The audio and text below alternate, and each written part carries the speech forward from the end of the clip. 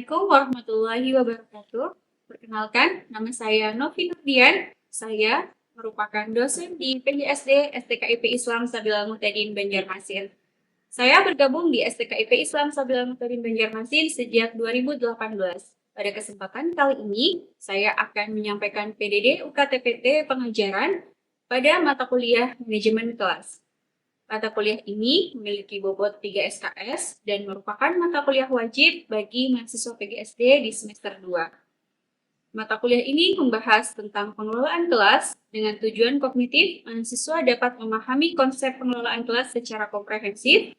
Tujuan psikomotorik, mahasiswa dapat menjelaskan serta mengaplikasikan upaya mereka mengelola kelas pada kegiatan pembelajaran. Pada materi kuliah kali ini membahas terkait tentang konsep dasar pengelolaan kelas, pendekatan dalam pengelolaan kelas, strategi pengelolaan lingkungan belajar, keterampilan dasar mengajar, pembinaan disiplin dan perilaku, pembelajaran kelas rangkap, serta hambatan-hambatan dalam manajemen kelas. Pada akhir pencapaian, mahasiswa diharapkan mampu memahami teori manajemen kelas secara keseluruhan serta menghasilkan artikel tentang manajemen kelas dari hasil observasi yang mereka lakukan. Terdapat 3 CPL pada mata kuliah ini, yakni CPL 3, 4, dan CPL 6. Adapun CPMK pada mata kuliah ini ialah mahasiswa mampu menganalisis konsep, prinsip, dan teori manajemen kelas di sekolah dasar secara logis dan kritis untuk mendukung proses pembelajaran yang efektif. Kedua, mahasiswa mampu merancang strategi dan prosedur manajemen kelas berbasis literasi, informasi, serta teknologi sederhana yang mendukung semangat pendidikan. 3. Mahasiswa mampu menerapkan strategi manajemen kelas melalui perencanaan, pelaksanaan, dan evaluasi pembelajaran yang adaptif, inovatif, dan sistematis sesuai perkembangan peserta didik sekolah dasar. 4. Mahasiswa mampu mengevaluasi sebagai pendekatan dan teknik pengelolaan kelas untuk menciptakan suasana belajar yang kondusif, kreatif, dan responsif terhadap perubahan. Metode pembelajaran yang saya gunakan pada mata kuliah ini yakni problem-based learning, student team achievement, team-based project, small group discussion yang dilakukan secara tatap muka. Perkuliahan ini dilakukan sebanyak 16 kali, di mana pertemuan ke-8 adalah ujian tengah semester atau UTS, dan pertemuan ke-16 ujian akhir semester atau UAS. Media yang saya gunakan berupa kuis interaktif Kahoot, Canva, dan video pembelajaran. Referensi yang saya gunakan pada mata kuliah manajemen kelas ini berupa buku referensi karya ahli, serta artikel jurnal bereputasi karya saya sendiri tentang pengelolaan kelas dan karya ahli yang mempunyai nilai kebaharuan dan nilai teknologi pada masa kini. Pada kesempatan kali ini, saya akan menunjukkan pembelajaran yang saya lakukan melalui micro-teaching pada pertemuan ke-9 dengan materi perkuliahan pembelajaran kelas rangkap atau PKR. Pada pertemuan kali ini, diharapkan mahasiswa mampu memahami terkait hakikat pembelajaran kelas rangkap, prinsip dan aneka model PKR, serta gambaran dan praktiknya. Pada pertemuan ke-9 ini, kegiatan pembelajaran dibagi menjadi 3 komponen proses pembelajaran, yakni delivery, interaction, and assessment atau DIA, di mana delivery saya akan menjelaskan materi RPS dan tujuan pembelajaran pada pertemuan ke-9, kemudian menampilkan video untuk mahasiswa review terkait materi yang akan saya sampaikan.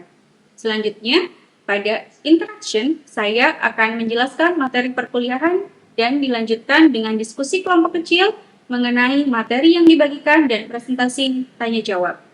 Kemudian, asesmen pembelajaran dilakukan dengan kuis melalui aplikasi Kahoot serta tugas kelompok berupa paper tentang model dan terkait pembelajaran PKR yang akan dibahas pada pertemuan selanjutnya.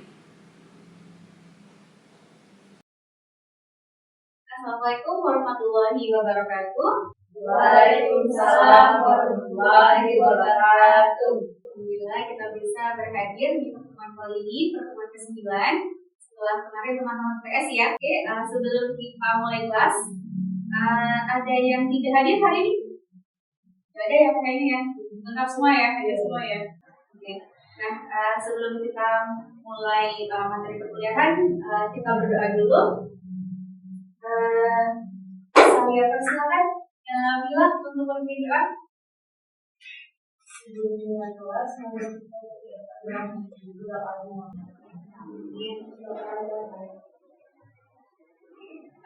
Teman-teman, saat ini kita berada di pertemuan ke-9 di materi mata kuliah manajemen kelas, di mana pembelajaran kelas rangkap. Apa sih pembelajaran kelas rangkap itu?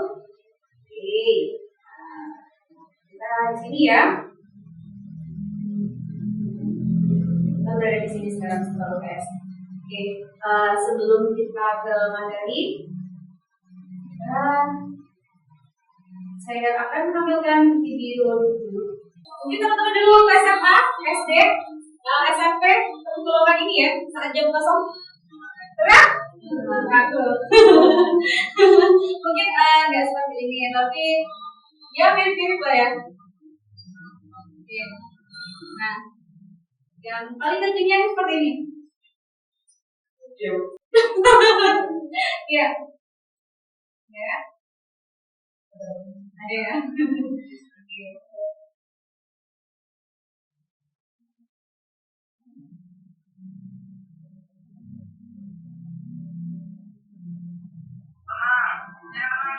Oke, ada yang seperti ini.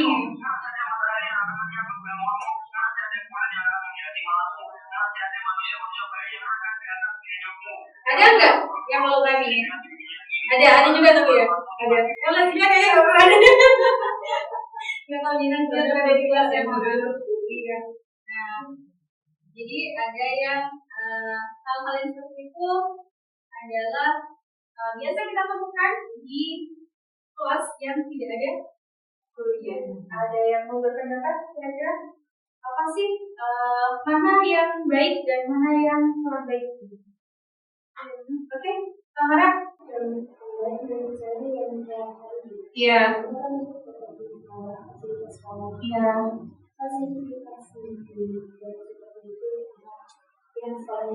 Oke, benar. Iya. Nah, itu. Memang mungkin dari segi siswanya itu adalah hiburan, gitu ya. Tapi dari segi yang lain dan lain-lainnya itu adalah hal-hal yang kurang positif atau negatif yang tidak patut untuk kita tiru gitu ya. Dan harus kita atasi sebagai guru. Teman-teman kan calon guru nih ya, sudah mau jadi guru SD sekarang masih semester 2 sih, tapi kan kita harus meminimalisir ya keadaan-keadaan seperti itu. Apa sih yang harus kita lakukan ketika ada kelas yang kosong? Nah, inilah gunanya PKR atau pembelajaran kelas rangkap. Jadi mungkin teman-teman nanti suatu saat akan menemukan atau mungkin dulu berpengalaman ketika gurunya kekurangan guru dalam suatu sekolah, misalnya, atau mungkin gurunya sedang tidak masuk mengajar. Nah, tugas kita sebagai teman sejawat adalah menghandle kelasnya. Bagaimana caranya? Yaitu gurunya namanya RPP. Teman-teman yang tahu RPP? Kalau tahu ya RPP, apa nilai RPP itu? Iya, rancangan pembelajaran. Bagus. Nah, rancangan pembelajaran yang dibuat oleh guru harus bisa dibaca oleh temannya. Jadi kita nggak bisa asal nulis aja RPP. Yang penting saya ngerti, yang penting saya paham tentang kegiatan pembelajaran itu. Nggak bisa. Itu harus dimengerti juga oleh orang lain atau teman sejawat. Nah, ini kita kembali lagi ke pembelajaran kelas rangkap. Oke. Nah, prinsip pembelajaran kelas rangkap ini memiliki prinsip umum bersifat psikologis dan didaktik metodik. Kedua aspek ini saling melengkapi, jadi tidak bisa terpisahkan dalam pembelajaran yang bermakna. Nah, prinsip psikologis pedagogis berkaitan dengan perubahan perilaku siswa selama proses pembelajaran, mencakup aspek kognitif, afektif, dan psikomotorik. Oke. Nah, prinsip umum psikologis pedagogis, perbedaan individual anak, motivasi, belajar sebagai proses akademis, belajar dari teman seusia, dan pencapaian dampak instruksional dan politik. Nah, perbedaan individu yang seperti tadi ya, ada siswa yang dia dalam satu kelompoknya dia mau serius belajar, jadi ada nanti ada di yang keempat itu belajar dari teman sosialnya. Jadi ada temannya yang bisa mengendalikan kelasnya atau mungkin ada guru yang dari jarak jauh yang bisa mengendalikan kelasnya dalam menugaskan teman satu teman atau beberapa teman di kelasnya untuk memberikan apa ya peer group gitu untuk mengelola teman-temannya, misalnya belajar bersama, membawai atau mengajak teman-temannya untuk belajar bersama gitu ya. Bukan ke bermain bersama gitu ya di dalam kelas. Nah, implementasi prinsip didaktik metode ada penganeka-ragaman pembelajaran, pemanfaatan berbagai media dan sumber belajar, penerapan aneka pendekatan, metode, teknik pembelajaran, serta penekanan pada pencapaian dampak instruksional sendiri. Implementasinya yang pada hakikatnya, praktiknya, banyak sekolah yang masih belum bisa mengontrol kelas kosong. Jadinya bagaimana sih caranya untuk mengontrol 2 atau 3 kelas lebih? 2 sampai 3 kelas, tidak boleh lebih. Dan diajar oleh satu guru. Jadi ada teknik-teknik yang tersendiri. Nah, ini prinsip khusus pembelajaran kelas rangkap, keserempakan kegiatan belajar mengajar. Jamnya sama. Bagaimana caranya kita membagi diri kita yang satu ini ke 2 kelas atau lebih, begitu ya. Kemudian kadar tinggi waktu keaktifan akademik. Jadi keaktifannya itu boleh berbeda dari kelas 1 dengan yang lainnya. Kemudian kontak psikologis guru dengan murid. Nah, tetap harus ada kontak psikologis guru dengan murid. Bagaimana caranya satu guru harus berkontak langsung dengan muridnya dengan 2 atau 3 kelas. Kemudian ada pemanfaatan sumber belajar yang efisien. Nah, kita manfaatkan sumber belajar, entah itu buku atau media lain, atau mungkin ada video dan lain sebagainya, gitu ya. Nah, ciri-ciri pembelajaran kelas rangkap, gurunya itu 1, kemudian 2 kelas atau lebih, tapi maksimal 3 kelas, tidak boleh lebih. Kemudian membimbing beragam pembelajaran. Bisa nggak sih kita di kelas 1 waktunya bahasa Indonesia nih, nggak bisa matematika karena anaknya dari rumah sudah bawa bukunya bahasa Indonesia. Sedangkan di kelas 2 mereka matematika. Kemudian di kelas 3 dia IPS. Nah, itu bisa diatasi dengan PKR atau pembelajaran kelas rangkap. Kemudian ruangannya fleksibel, boleh digabung, boleh dipisah. Misalnya digabung ini dibagi menjadi 2 kelompok kelas, gitu. Itu boleh diperbolehkan gitu. Kemudian waktunya bersamaan, sekali lagi waktunya bersamaan di jam yang sama. Ya memang karena perlunya itu jam sekolahnya anaknya jam 6, jam Banjarmasin jam berapa? Sekolah Banjarmasin masuknya 7.30 ya. Anak SD 7.30 kan ya, 7.30 sampai 11 atau 12 siang ya. Nanti tidak ada kelas pagi atau kelas siang. Kan ya. Jadinya gurunya cuma 1 gitu ya. Nah, ada pola dasar pembelajaran kelas rangkap. Ada model PKR itu yang di atas tuh 2, 1, 1. Jadi itu ada 2 kelas, kemudian 1 mata pelajaran dan 1 ruangan. Jadi ada 2 kelas, misalnya kelas 1 dan kelas 2 digabung jadi 1 kelas. Biar gurunya nggak capek nih mendatangi gitu, boleh, itu diperbolehkan. Jadi rumusnya itu yang paling depan itu 2 itu kelas, kemudian yang tengah itu angka yang tengah itu mata pelajarannya, dan angka terakhir adalah kelasnya. Kemudian model PKR 221, 2 tingkatan kelas maksudnya.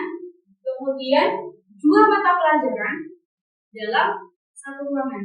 Nah, kalau yang 1 tadi misalnya mata pelajarannya kebetulan sama nih, sama-sama bahasa Indonesia, tapi kelasnya 4 sama kelas 5 ya. Kemudian yang di nomor 2 model PKR-nya 2 kelas yang berbeda ya. Kemudian 2 mata pelajaran, jadi mata pelajarannya 2 berbeda nih. Misalnya IPA dan IPS gitu ya. Dalam 1 ruangan, Kemudian model ketiga 3 kelas, 1 mata pelajaran dan 1 ruangan. 4, 3 kelas, 2 mata pelajaran yang berbeda, dan dalam satu ruangan. Kemudian di yang keenam model PKR 333, 3 kelas, 3 mata pelajaran yang berbeda, dan 3 ruangan yang berbeda pula. Nah, ini nih yang agak-agak kos-kosan mungkin ya gurunya, harus mondar-mandir bagaimana caranya membagi waktu, membagi dirinya ke 3 kelas yang berbeda. Kemudian di model yang ketujuh adalah model PKR 222, 2 kelas, 2 mata pelajaran, dan 2 ruangan. Nah, ini mungkin agak mudah ya, kita bisa switch gitu ya antara kelas satu ke kelas yang lainnya. Kemudian yang ke-8 model PKR 111, 1 kelas, 1 mata pelajaran dengan 2 atau 3 topik berjenjang dan 1 ruangan. Salah satu contohnya model PKR 221 merupakan model PKR murni karena prinsip keserentakan terpenuhi tanpa batas fisik. Perhatian tatap muka sebagai wahana pedagogis, kontrol guru terhadap kelas dapat berlangsung terus-menerus. Model ini sangat dianjurkan untuk digunakan karena paling efektif di antara model PKR lainnya. 221 tadi bagaimana? Kalau 221 berarti 2 kelas, kemudian 2 mata pelajaran, 1 ruangan. Ini adalah model paling disarankan untuk dilakukan begitu ya. Jadi kita tidak perlu switch ke antar kelas begitu karena menguras, mungkin kalau waktu enggak sih, menguras tenaga ya. Kalau kita harus pindah-pindah kelas gitu kan. Jadi cukup kita sediakan 1 ruangan yang cukup luas, kemudian kita pisah antara kelas misalnya kelas 2 dan kelas 3 ya, kelas 2 dan kelas 3 gitu. Jadi kalau PKR ini teman-teman disarankan tidak menggabungkan kelas tinggi dengan kelas rendah. Misalnya kelas 2 dengan kelas 5 gitu. Nah, model PKR ini hanya mungkin diterapkan jika jumlah siswa tidak terlalu banyak, antara 15 sampai 20 orang. Karena ideal kelas itu tidak melebihi 40 dalam 1 ruangan. Nah, pendahuluan pertama, guru memberikan pengantar dan pengarahan umum kepada kedua kelas secara bersamaan, menjelaskan skenario pembelajaran dan tujuan yang akan dicapai. Nah, itu selama 10 menit. Kemudian kegiatan intinya, guru menerapkan sistem rotasi perhatian. Nah, ini ada rotasi perhatian di kegiatan intinya di 60 menit. Saat kelas 5 diberi penjelasan tentang IPS, ya, kelas 6 mengerjakan tugas IPA secara mandiri. Kemudian sebaliknya, begitu caranya. Jadi mereka tidak meminimalisir ketergangguan mereka dengan kebisingan gitu ya. Jadi nggak ada kelas yang berisik tuh, nggak ada kelas yang nganggur dan nggak ada yang bermain rap di dalam kelas gitu ya. Jadi kelas 5-nya dijelaskan, diberikan materi, dijelaskan oleh gurunya, kelas 6 diberi tugas. Jadi mereka sibuk akan fokus dengan tugas yang dikerjakan. Kemudian di penutupnya 10 menit, kira-kira 10 menit, guru melakukan review bersama, memberi penguatan, mengevaluasi pembelajaran, dan diberikan tugas tindak lanjut untuk kedua kelas. Ini contoh dari model PKR 222. Kalau 22 tadi seperti apa? Oke, Tamara? 2 kelas. Ya. 2 kelas yang berbeda, 2 kelas, 2 mata pelajaran yang berbeda dan 2 ruangan. Nah, ini gurunya harus bolak-balik nih. Perhatian tatap muka sebagai wahana pedagogis kontrol guru terhadap kelas tidak dapat berlangsung secara terus-menerus karena masing-masing kelas harus menunggu hadirnya guru secara bergiliran. Waktu tunggu tentunya lebih lama karena guru harus berpindah-pindah antara ruangan satu ke ruangan lainnya. Nah, ini langkah-langkah model PKR 222. Ini contohnya kelas 5 dan kelas 6 untuk guru mengajar mata pelajaran matematika di kelas 5 dan IPA di kelas 6. Ini contohnya ya. Topik yang diajarkan tidak memiliki saling keterkaitan. Proses pembelajaran berlangsung dalam 2 ruangan berdekatan dan berhubungan dengan pintu. Kalau di sekolah SD ini kelasnya itu disekat ya, diselari ya, paling pure gitu. Dia bisa dibuka tutup gitu. Jadi gurunya nggak terlalu capek, pintunya bisa pintu keluarnya sini harus belok ke sana gitu kan ya. Nah, ini proses belajarnya guru memberikan pengantar secara bersama di ruangan yang terhubung, menjelaskan skenario dan hasil belajar yang diterapkan. Jadi dijelaskan dulu nih duduknya misalnya di tengah-tengah ya antara dua ruang itu di pintu yang terhubung. Jadi dijelaskan tujuan pembelajaran kita hari ini untuk kelas 6 kita akan belajar IPA. Kelas 5 anak-anak harus belajar matematika. Oke, buka buku semuanya. Hari ini Ibu kebetulan Ibu A tidak hadir, jadi Ibu yang menggantikan kerjasamanya dan sebagainya gitu ya. Nanti kelas 5 akan begini, kelas 6 akan bla bla bla seperti itu.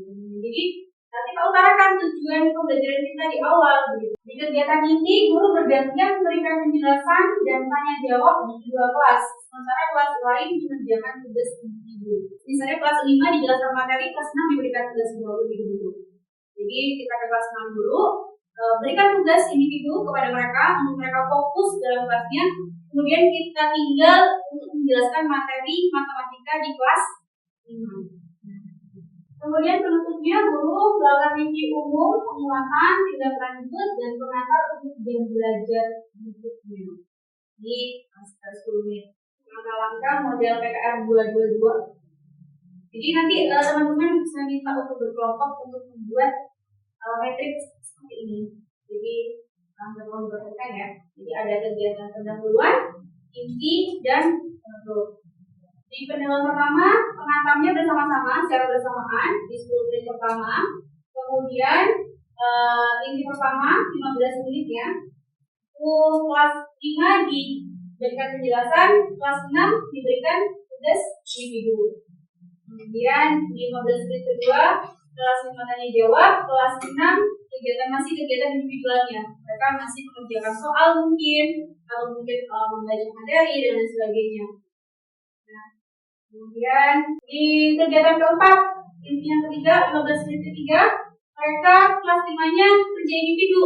Gurunya ke kelas 6 untuk melakukan tanya jawab hasil dari kegiatan individualnya. Oke, begitu seterusnya sampai ke penutup secara bersama-sama. Kemudian metode di atas menunjukkan bagaimana guru membagi waktu dan perhatiannya antara dua kelas dengan hal pelajaran berbeda. Selama guru memberikan penjelasan atau tanya jawab di satu kelas, kelas lainnya melakukan kegiatan individual yang telah disiapkan. Oke, sekarang silakan Kofi untuk berkelompok dengan temannya. Di sini kami mengambil pola 1 dan 2 untuk mata pelajaran bahasa Indonesia. Jadi dalam 40 menit pelajaran ini dipendahuluan 10 menit kami melakukan pengantar dan pengarahan yang diberikan dalam satu ruangan yang sama. Lalu lanjut kegiatan inti selama 30 menit di awal. Kelas 1 diberikan penjelasan dan kelas 2 diberikan kegiatan individu atau berupa tugas. Lalu kegiatan inti selanjutnya yang 30 menit selanjutnya itu di kelas 1 kami berikan kegiatan individu atau tugas. Lalu selanjutnya kelas 2-nya diberikan penjelasan. Terakhir penutup dilakukan selama 10 menit. Kami melakukan review bersama, penguatan, evaluasi dan tindak lanjut kelas. Sekian dari kami. Assalamualaikum warahmatullahi wabarakatuh. Waalaikumsalam warahmatullahi wabarakatuh. Kami dari kelompok 3 ingin mempresentasikan KKR 3 kegiatan 1, 3 ruang kelas, 1 mata pelajaran, sama 1 ruangan.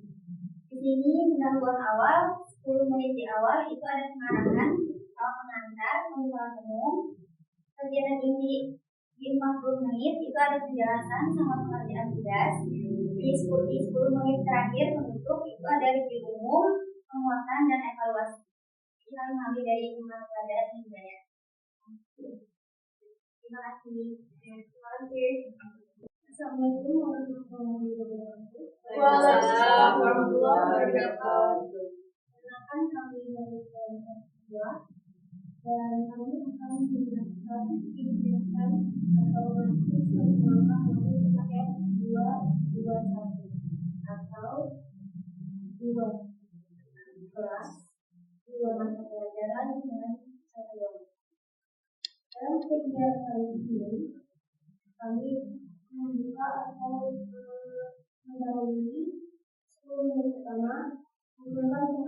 dan surat hakim diberikan secara bersamaan dalam sebuah ruangan yang berhubungan dengan penjelasan skenario dan hasil belajar yang menyenangkan dan efektif buat ekspor.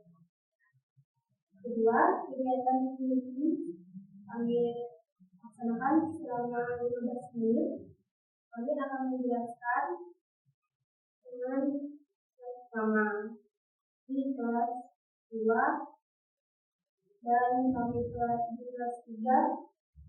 Jadi ke kelas 3 kami akan melakukan kegiatan individual, dan untuk kegiatan individual harus pertama kami akan tanya jawab di kelas 2 dan kelas 3 akan kami lakukan kegiatan individual.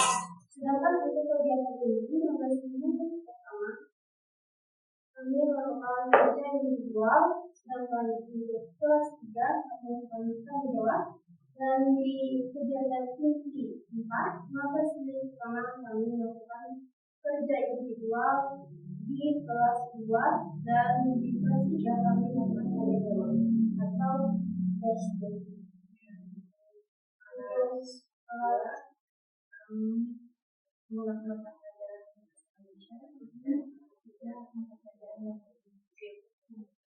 dan untuk penutup tidak 10 menit kami melakukan video umum, penguatan serta rangkuman tindak lanjut tugas dan melakukan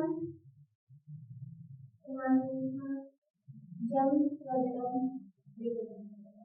Sekian, terima kasih. Saya telah mendengarkan. Hadirin yang saya hormati. Waalaikumsalam warahmatullahi wabarakatuh.